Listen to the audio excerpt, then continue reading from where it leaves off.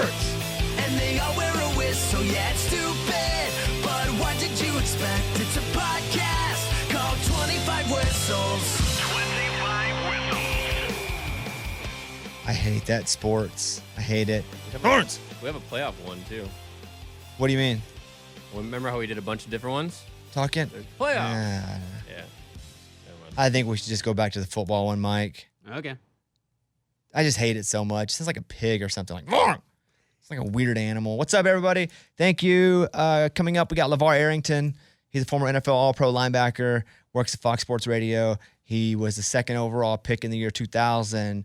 We talk about who the quarterback was he hated playing against the most. He compares this certain quarterback to a cyborg, which I thought was pretty funny. Mm-hmm. But LeVar Arrington, we talk about draft and ask him when did he feel rich first time. And, you know, it is what it is. He went where he went. All right, let's start the show. All right, there's your whistle. And we'll get to LeVar Arrington right after the tittle tattle. So let's go with the tittle tattle first. It's time for the stupidest name ever. It's the tittle tattle with kickoff killer. With another NFL draft in the books, where do you think would be the best host city if you're to attend a draft?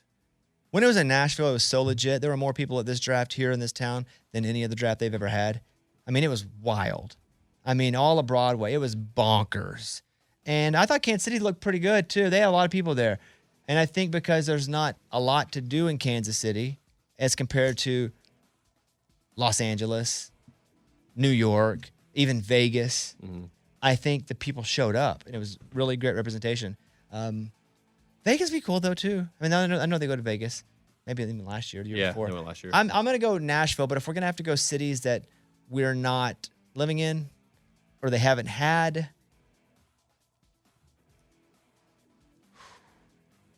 I think it would be cool to have an NFL draft in like San Diego. Weather's good. Everybody likes to be there. You can do a lot of outdoor like festivities. That'd be cool. That would be a great Or just spot. pick a really small town in a rural area and be like Wexico, Nebraska. Like that would be awesome. Then the whole town's like, this is crazy. We can't believe it's here. And you have like the mayor up announcing. Like that would be legit. Mountain Pine, Arkansas would freak the crap out. That would be awesome. I think Nashville is the best draft I've ever seen. And not because I live here and worked it for ABC, but just because there was just so many people there. And I was just amazed how people were dressed up. Like it's just people reading a card. People were dressed up in full regalia for the New York Giants. Yeah. It's pretty crazy. Yeah. Next question. After Curry's historic Game 7 50-point performance, what's the most memorable single-game performance you've ever seen? I was thinking about this as far as, I don't know. I've convinced myself that I watched Michael Jordan's flu game. I've convinced myself that I was watching it live.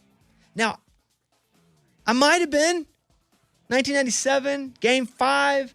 I feel like I was. But you know, after you see something so many times over and over again, you start to feel like maybe I watched that live. Yeah. I don't know if I did. If you asked me to put money on it, I would say I did. But I would say that's probably the most memorable game just because the announcers were making so much of it. And now the legend of it has, The Last Dance, a big part of that is about that. I feel like I've seen it, and I for sure didn't watch it live. If I Right. did, I was 6, so I was like, I don't remember this. He scored 38 points in Game 5. But hasn't it come out now that it was like bad pizza? I think so, yeah. Didn't they talk about that in The Last Dance? Yeah, like a group of guys delivered it. and Yeah, they it was filled like out all afterwards. weird. And so it really wasn't the flu, but it's the flu because they just thought it was the flu that day, so it's lived on. Regardless, he was sick. Yeah. And he's all sweaty and clammy and like he still was able to rock it. But I would probably go to that. And I do think I was 17, so I would have watched that game. But I don't remember. I remember Jordan, I was watching the game when he hit the step back against the Jazz.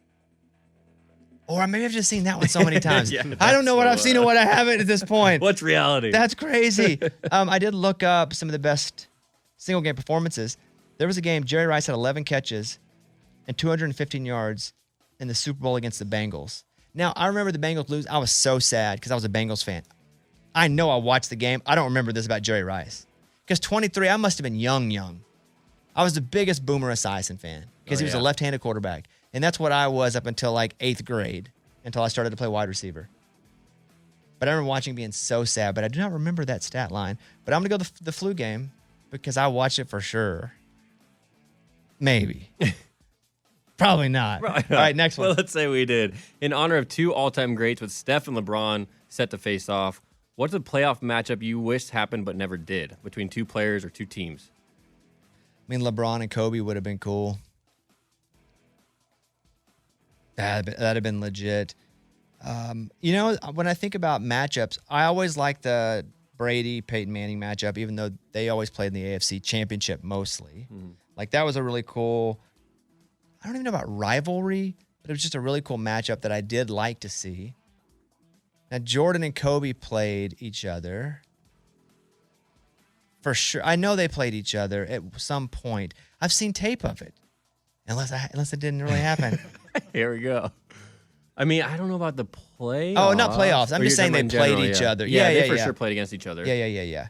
But probably LeBron and Kobe. I mean, Brady and Breeze never played in the playoffs against each other. But man, Steph is just a killer. Oh yeah. I know we're not talking about Game 7 right now. I'll probably get to it later, but Steph is just a killer. But I'm going to go LeBron and Kobe probably playoff. All right, next one. Okay, after a major disappointment with the Bruins getting bounced in the first round after setting a record in the regular season, what is your most memorable letdown for a team? When the Patriots didn't win the Super Bowl after going undefeated, that's let down. Probably more for you than me. It still hurts. Yeah, but would you have rather them lost earlier? Like in the playoffs, would you have rather them been eliminated earlier than to make it to the Super Bowl and lose being undefeated? Absolutely not. Like this one for the Bruins is more disappointing. Maybe it's a living in the now moment, but the Patriots at least went to the Super Bowl. What about the Yankees? They were up 3-0. That was beautiful. That was on the Red Sox. Beautiful. That's a good one. See, you lost one, you got one. Yeah. Boy, Boston's in all of these. Hey, we've had either a lot winning of good or ones. losing. Wow. Yeah. Yeah, so I'm going to go, that Patriots season was pretty big. And then, because I think that was the only time that it ever happened, was being down 3-0, and the Red Sox come back and win all 4 games in a row. Yeah, that's crazy. All right, that's Tittle Tattle. Thank you.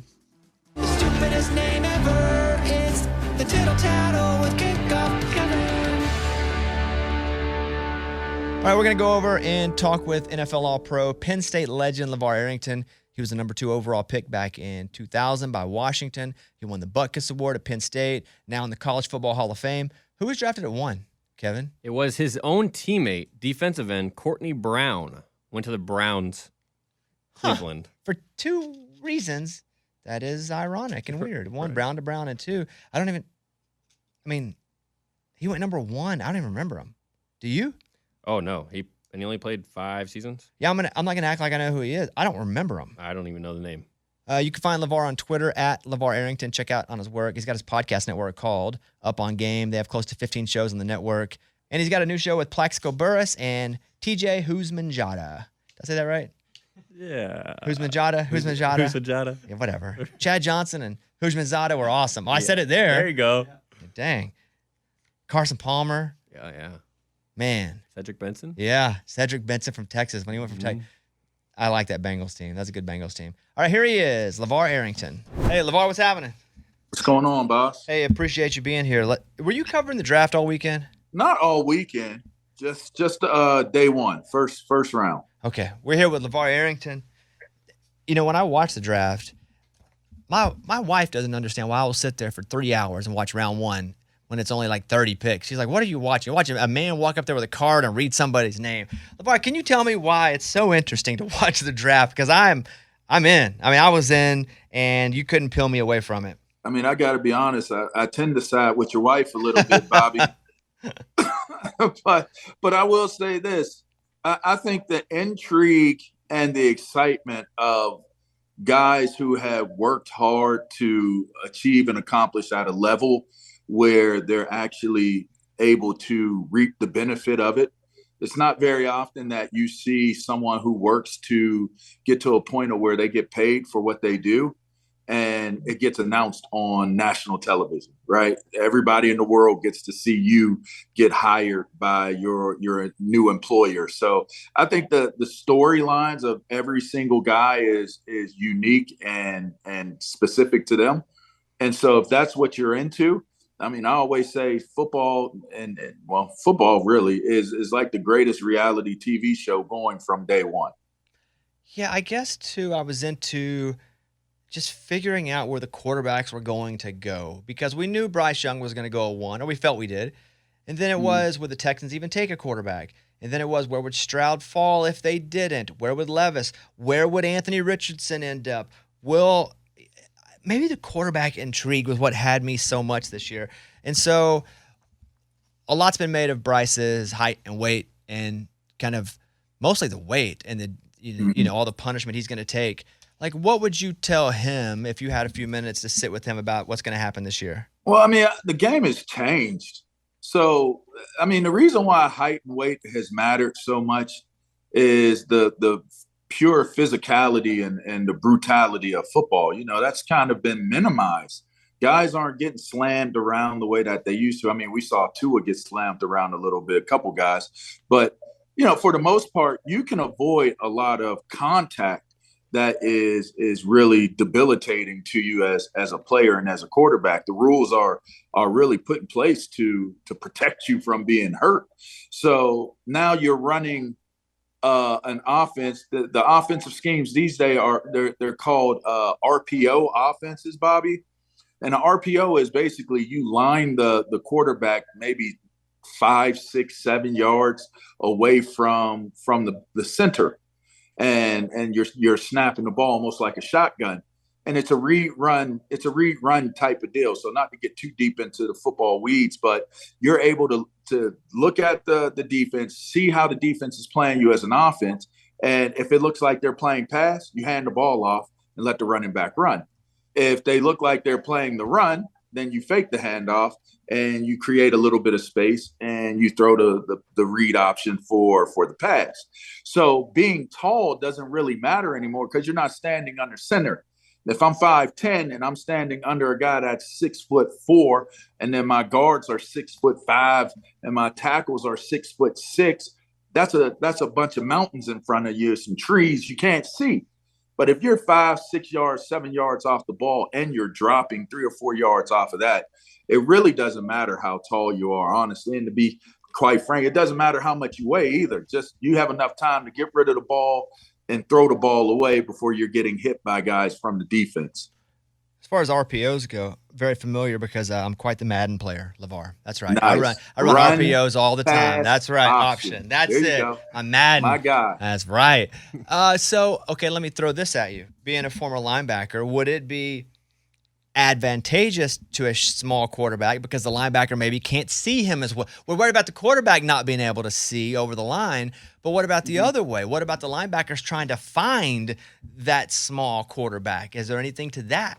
I think the reads still remain the same. I think you study the tendencies of a team as a linebacker. We have keys. So I read through the center, the guard, to the backs, and the quarterback.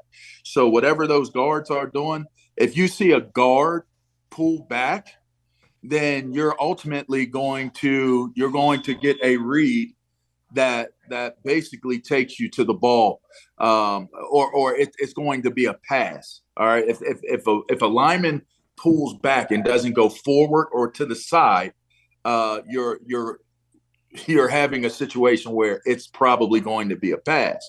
If they go side or come forward, it's either a quick pass or it's a run. It's either a quarterback keeper or it's a handoff of some sort, or it's a screen play. It's going to be quick. The ball's going to come out quick. So as a linebacker, our keys still remain the same in terms of how we read the offense. Were there ever such obvious tells by watching tape that you knew even before the play started because they didn't self-scout themselves? And you're like, oh, for sure, I know this play. I've seen it 70. Was it ever that easy where you could just go, well, he's lined up here and he's this direction, go get it? Have you ever watched my college highlights? At Penn State, I've seen like a YouTube greatest hits, but that doesn't count because it's like you were a man amongst boys. It looked like there more so than you predicting plays. That's film study. That's film study. When you're leaping over lines and hurdling, guys that are trying to block you, that's because you studied them so much and you found that tendency and you've locked in on a tendency. If a guy drops his head, his shoulders following, that means he's trying to chop block you. So you can leapfrog him. you make yourself look really good on stuff that you do and look real cool on the film and the footage that goes to like all of the sports outlets. You know what I mean, Bobby? So yeah, you absolutely can study not only what the team's personality is as to what they do in downs and distances, but you can also study the players themselves, specifically in terms of what it is that they're going to do. So absolutely, that's both sides. You got to self-scout defensively by position. You got to do it offensively as well. I'm assuming that Bryce Young and C.J. Stroud start when the season starts, both for Carolina and for the Texans. As far as Will Levis goes, obviously, which is where we are in Tennessee, we got a quarterback that's got 1 year left on his deal. And Anthony Richardson going to the Colts.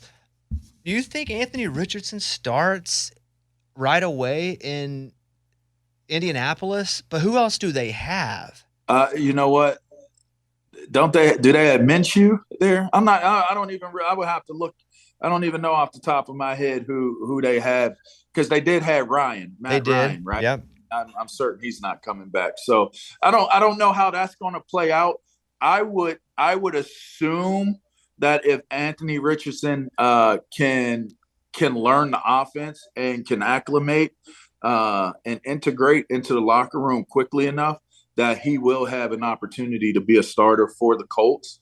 As for Will Levis, you got to believe he might be the steal of the draft, the way he slid and fell down so far. And it's interesting because you guys took Malik Willis last year. So you draft a pretty good quarterback from Liberty last year. You get Will Levis this year, and you got Ryan Tannehill that has one more year. You'd assume it's still Tannehill's job, but I would not be surprised if, under the circumstances, that Will Levis speeds up the process for him to actually be able to challenge for the starting job as well in Tennessee.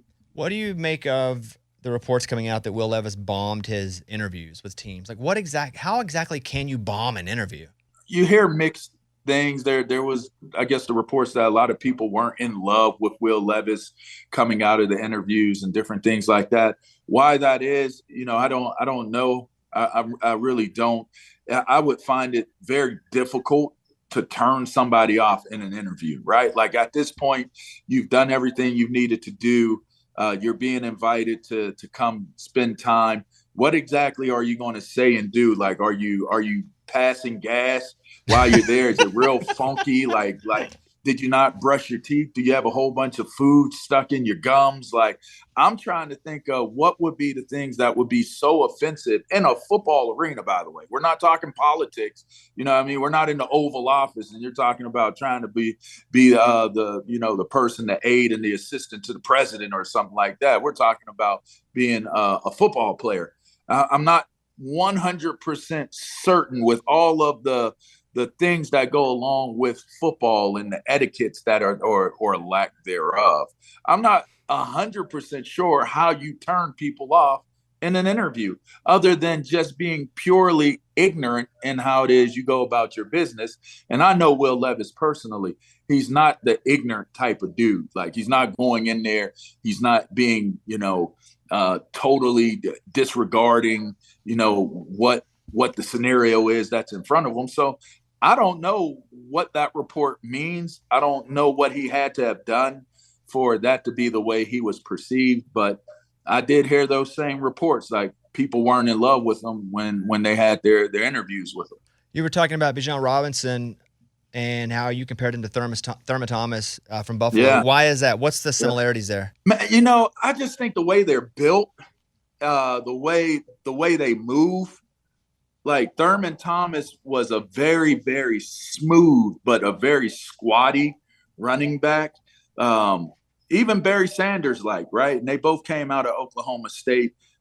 So they're both Big 12 schools that we're talking about. But Bijan just has that type of movement where, to me, it's squatty, but it's quick, it's decisive, it's on balance. And he's very versatile, great vision. His change of direction ability is phenomenal. And just watching him, he just looked like a young Thurman Thomas, you know. And I'm a football geek. I'm a fan of the history of the game. So a lot of times I really take pride in being able to kind of relate what new talent looks like in comparison to older talent. And so Thurman goes back a little ways, back into the 90s and even into the late 80s. But I just saw that as definitely maybe an appropriate comparison to the type of game that Bijan has. You were drafted second overall in year 2000. How long until? Ain't that special, man?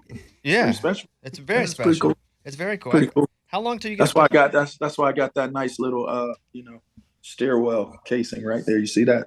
Yeah, I felt that. You know, you got a lot of money when you got a casing on a stairwell, not just a rail. You know, you got like a design. You like that? How long until you get a paycheck? What you mean? When you get drafted, like here he is, number 2 overall pick. At the time, you got to sign. Well, see, that's the thing. You got to be signed. So you're drafted, and they said that they're taking you, but you still got to get a contract done. How long did that take?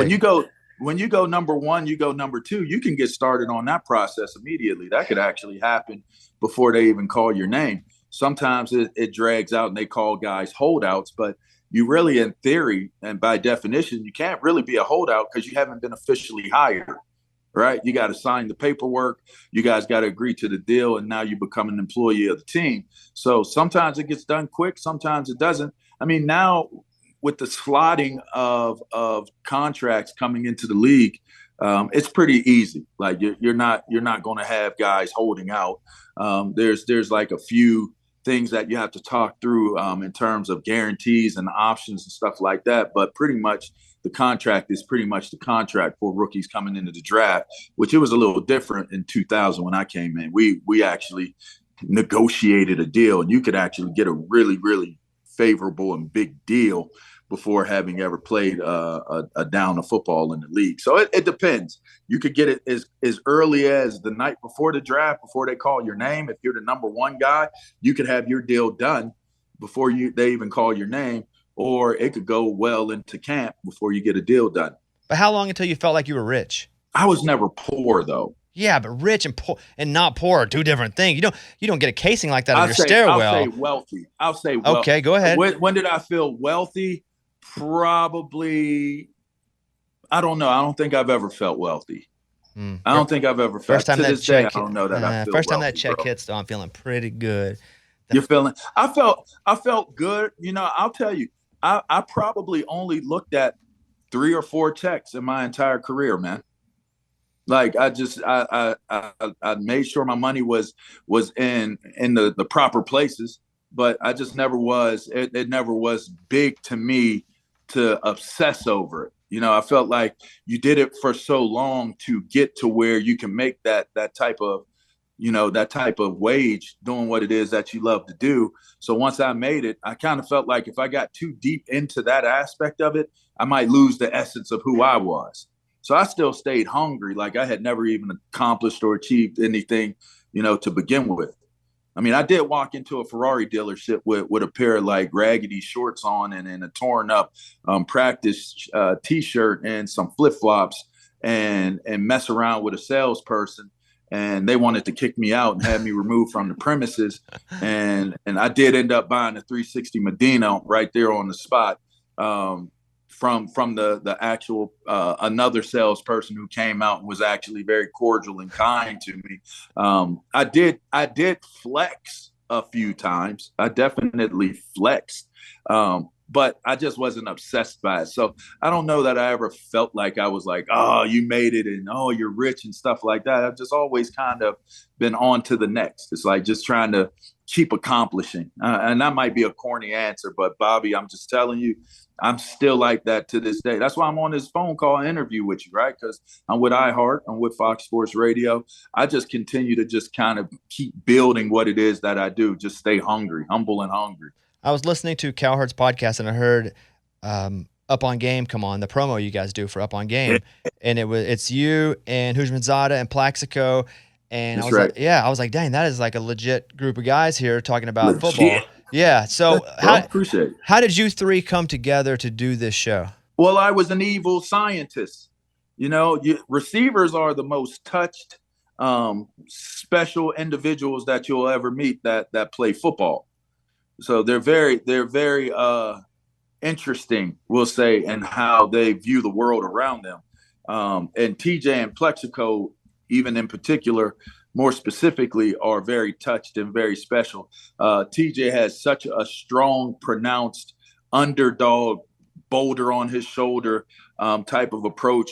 And Plexico's just real smooth and just very, very laid back, unassuming, but yet very opinionated type of dude. And I just like being the one that kind of facilitates the discussions.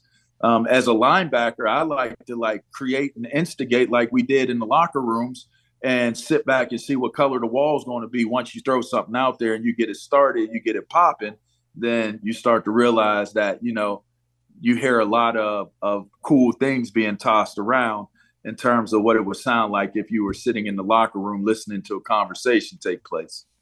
You guys can check out LeVar's podcast network. It's also called Up on Game. They have close to 15 shows. You can subscribe. Just go search for Up on Game on the iHeartRadio app or wherever you get your podcasts. Final question, LeVar.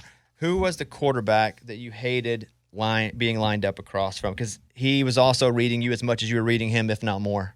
Quarterback that I didn't like the most, that I hated the most. And not personally, but you knew you also couldn't fall into your tendencies because if he sees you do this, he's going to know exactly where you're going.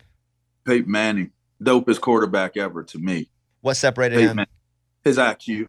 Simple. He was like a cyborg, half man, half machine, man. Half computer, half like artificial intelligence, like just a cyborg type dude, And you could tell he was analyzing.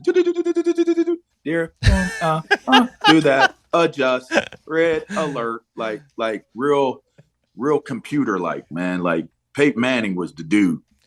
Listen, you guys go subscribe to Up on Game and you can see all the shows. Check out the show Up on Game. And then also, Two Pros and a Cup of Joe. It sounds like you're always giving your opinion on something. Like you are in the opinion game now. You're on every show. You got like 17 shows you're doing here. So congratulations. Hey, Bobby Bones, appreciate it, man. I appreciate the plug. I appreciate you having me on, man. LeVar, good to talk to you, buddy. Hopefully I'll see you soon. Pleasure. Sounds good, man. Appreciate you. Bye-bye. All right, thanks to LeVar Arrington. Yeah, you guys be sure to check out his podcast and check out his whole podcast network there. Quickly, NBA playoff recap. The Nuggets beat the Suns 125-107 to go up 1-0 in the series. I mean, KD had a game, 29 points, 14 rebounds, but it's like he played almost 40 minutes. Booker played 40 minutes. I mean, I don't know after watching a lot of that game that the Suns are going to be able to play as effective when those two guys are playing. They look tired. Mm-hmm. What do I know? Maybe I already know they're tired, so I just think they're tired, so they look tired, but they look tired. So we'll see what's up. I mean, I'd still take the Suns, but if they lose another one, if they go down 0-2, that's going to be tough. Yeah. Heat beat the Knicks 108-101 despite Butler's late injury. Did he come back in, though? Yeah. I felt like he came back in the game. He never even left. Shot his free throws and stayed in. That makes sense then. Yeah. Okay. Because they were like, but then they said Butler's injured, so I turned it on, and he was in. I said, because I saw him wiped out on the floor. This is what it was. He was on the floor. ESPN had posted a thing where he's like laying there. I don't even know what happened. And it's like Butler injured. But then I turned it back on, and he was still in the game. Yeah, he never even left. He had 25 points, 11 rebounds. They call him Hemi Butler. I like that. Man, I feel like the Heat could have beat the Knicks anyway, but they're close. They're going to have to play the winner of that Boston and Philadelphia series over there. But, I mean, can the Heat do it? I know, they're scared. Can the Heat do it? I don't think they can, but can the Heat do it? We'll talk about Steph Curry's 50-point game, which Steph had to do it all. And I watched probably 75% of this game. And they were resting Steph early, I think, because they knew that Steph had to do it all. But he also shot almost 40 times, and that is very un-Steph characteristic because he just isn't. He's going to be far more efficient than that. But he shot 20 for 38 from the field, 7 for 18 from threes, and 6 assists, 50 points.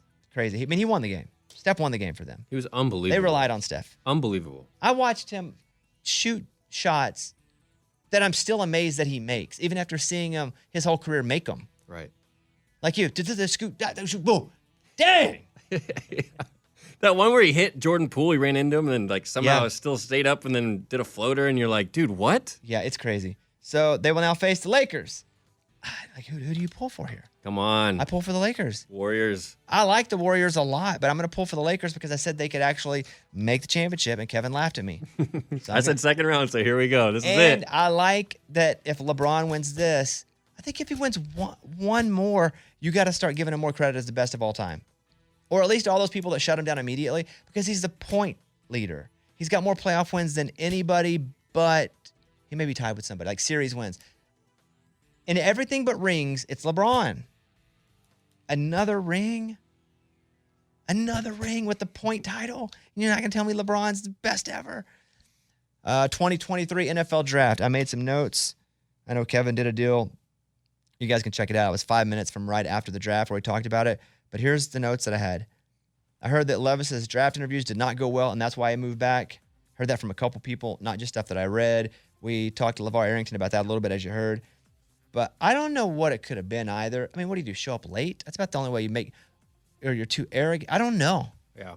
But you also want your quarterback to kind of be full of himself in like a healthy way. You want to have so much confidence that it starts to border on cocky, like Joe Burrows. Like that's the dude. Yeah. Wouldn't want to hang out with him, I don't think. But that's what you want out of your quarterback. I lost a lot of money on Richardson because I bet it. I texted Kevin immediately. Yeah. I was like, it's so stupid. As soon as Stroud went, you're like, oh no. So stupid. The Cowboys, we have a clip of this where one of the scouts for the Cowboys got to draft his own son, the running back from Kansas State. Mm-hmm. It's pretty cool. I'll play this for you. Here you go. Hey, buddy.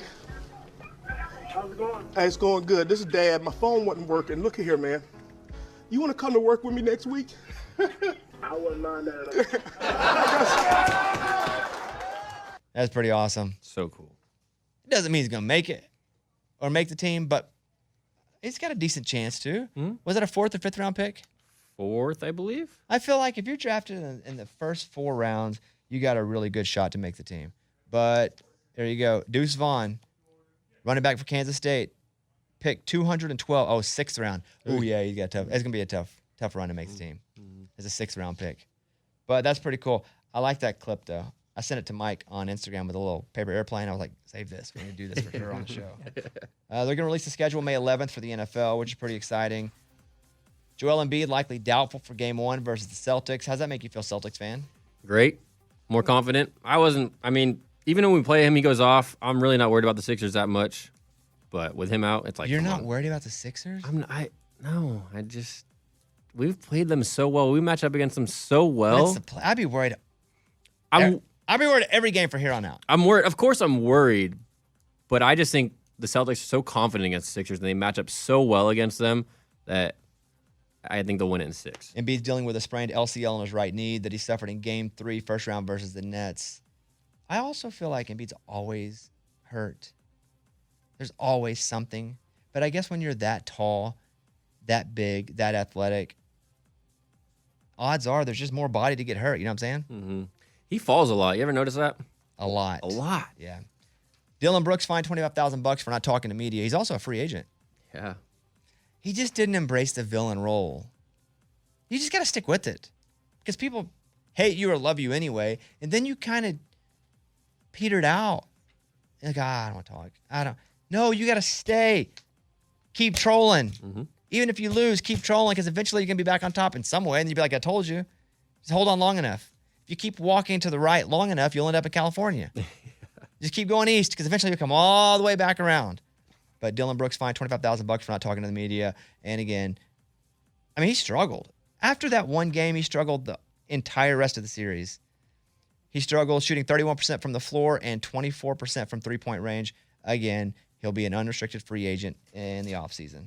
Arch Manning has declined all NIL deals, which is pretty cool. And listen, you can hit me with, well, his parents are rich. Okay. But he still would probably like to make his own money and have some cool deal. So the fact that he's turned them all down, that's pretty cool. Yeah. I think that says a lot about him. According to Steve Sarkisian, Manning has opted against signing any deals because he's not the team's starting quarterback. Manning is the 3rd-ranked student-athlete on the On3 Sports NIL evaluation list. His evaluation is $3.2 million. Like when they did the valuation on him. Dang. He doesn't need the money, I get it, but still, he can make his own money for the first time ever. And he's not doing it until he's the starter. I saw some guys giving him a hard time because he didn't look great in the spring game. Oh, okay. But he's 17. Yeah, I'm like, come on. He's still supposed to be in high school. Yeah. Like he left high school early. Yeah, get out of here. What were you doing at 17? Working maintenance on the golf course. Not you, I'm just saying. Oh, I was telling you, not that. Yeah, exactly. Lamar Jackson's deal happened, thank God. We have to talk about it all the time. But Lamar Jackson inked the $260 million deal, but it's $185 million guaranteed. He doesn't need NIL deals anymore. He's good too. He's all caught up in money. He's a starter, right? Yeah. Yeah. For now. Okay. Until he gets hurt again. Yeah, it's true. True. Partially way through the next season. Can we get a Eddie clip about the Cowboys there, Mike? Mm-hmm. Go ahead. What you want? I don't care. Hey, this is our year. Thanks, Eddie. I appreciate that. I don't know what to say to that. Give me another one. Wow. How about them Cowboys? There he is. So the Cowboys added a tight end. They did not draft an offensive lineman at the 5th round, and that was kind of what everyone thought they would load up on. So not sure how Eddie feels about it. I feel like the Cowboys were one of the teams I expected a little more from. However, the kid from Michigan, when he was drafted, were you watching, I think it was like maybe ESPN2, and they had the room full of people. The Cowboys linebacker was in the room. No, Leighton Van. No, Micah Parsons. Yes. That was like a Bleacher Report thing, I think. Oh, that wasn't on TV? Yeah. Okay, all I did was see the clips of it. Yeah. So Micah Parsons was like, I told you, I texted the coach, we need to draft him. And he was going crazy. That's pretty cool. Yeah. That's pretty cool. Yeah. So, Cowboys, I'm sorry. Do you have a sad one? Let's see. Did he leave us a sad one? Hey, dude, that was a tough week. Tough week, tough matchup. We'll get him next week, though. Get him next week, Eddie. Next week's draft. Yes. The Eagles crushed. Ugh. Will Levis slid, but I think he ended up in a great place. Mm-hmm. I think if he'd went to the Titans at 11, which I think was their pick, I think that'd have been great. But he ended up at the Titans at the second pick of the 2nd round. Mm-hmm. So I think he's still in a very fortunate place for him to actually have a shot to play significant downs and minutes this year, but for next year. I think Will Levis was a big winner, even though he was a big loser day one. I mean, not a big loser, but like a big loser for saying winners and losers from the draft. That sucks. It's embarrassing. So embarrassing. It's embarrassing. You're sitting there thinking you're going to be a top 5, top 6, top 7 pick, and all of a sudden, top 10, okay, top 50. Oh, crap. And then you look at the board and you see everybody coming up, and they don't need a quarterback. And so you're waiting for somebody to trade in, but nobody does. Couldn't believe it. Yeah. He opted not to come back for day 2. Kind of a quitter. Come back. Come back, Will Levis. You sit there all for day 1. At least go day 2. Sit in the room. Let him call your name. Walk out there. Show you have some resolve. You think he got right on the first flight out? He said, get me out of Kansas City. I don't know if he left or not. I would assume, right? I saw, there's footage. He was at a house when he got drafted. So probably back home. Yeah. I would have stayed, though. I'd have stayed and showed those coaches who said I didn't have good interviews. I'm here, baby. Yeah, it sucked for Will Levis. But then I think he ended up in a really fortunate place. The dad who slapped his son's girlfriend's butt. What the heck? That was hilarious. I think twice. Did he forget they were filming that? And then the Tennessee quarterback, Hooker, going 3rd round to the Lions. I like that. It's interesting that he fell all the way to the 3rd round. People were like, he's going to be at the backside of the 1st round. There was not a run. He did not go. He ended up in the 3rd round, and yeah, he'll get to play behind Goff. And he'll not be in a rush to bounce back, to feel like he needs to bounce back. Goff's their guy. And maybe he gets to play a little bit. There were 2 running backs drafted in the top 12 picks, right? Because Detroit also took the Alabama running back, but Bijan to Atlanta early, way earlier than I thought. Initially, they had Bijan going to like 23. I saw some Cowboys speculation that he'd kind of sit and wait, and the Cowboys would take him at whatever pick they were. Yeah. Nope. Atlanta jumped early on him. So my thing, though, is we really don't know who wins or loses the draft until 5-10 years down the road. It's fun to just go, well, the Eagles had a great draft, and they got DeAndre Swift in a trade, so they're the big winners. We don't know what's going to happen. Based on the data that we have of that night, Philadelphia did awesome. I mean, Witherspoon going to Seattle, man, that's going to be good. I feel like that's going to be really good. The Texans get C.J. Stroud and Will Anderson and traded up quick. I was stunned by that trade. I'm sitting there watching, and I'm like, CJ Stroud, dang it. I guess that means Richardson's not, going to go quickly now. And like the Texans have traded up. And I was like, oh, good. Somebody will block this Richardson move. But it was the Cardinals pick at 3. And then they take Will Anderson Jr. from Alabama. Yeah, 2 cornerstone guys. Yeah. Back to back, offense and defense. So I'm predicting now Texans Super Bowl champs. Okay.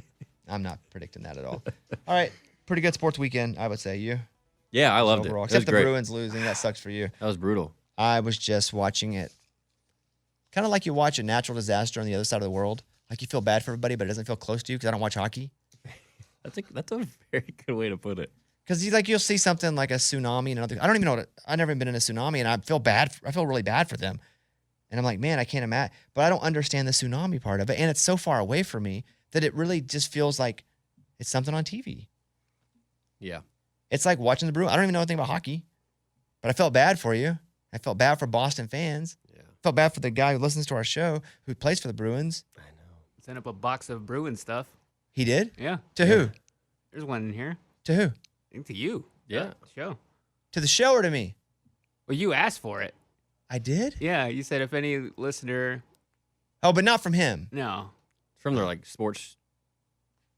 But not from a listener Show. who went out and bought it. No. From them. It's from their sports department? Their sports shop at the facility That's legit. at the Garden. I didn't become a fan quick enough.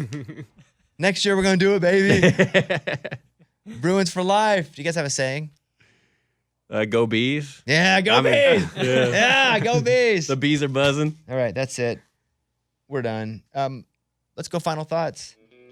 My final thought, I'll start, is about Reed. Oh, God. Reed got his new golf clubs.